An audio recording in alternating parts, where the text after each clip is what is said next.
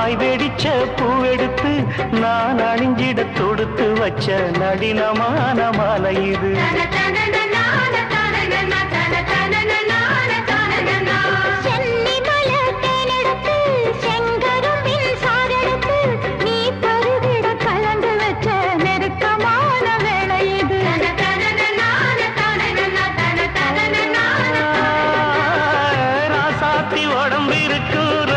துணி நானாக அன்னாடம் சூடிக்கொள்ள ஆசை வச்சாகாதா?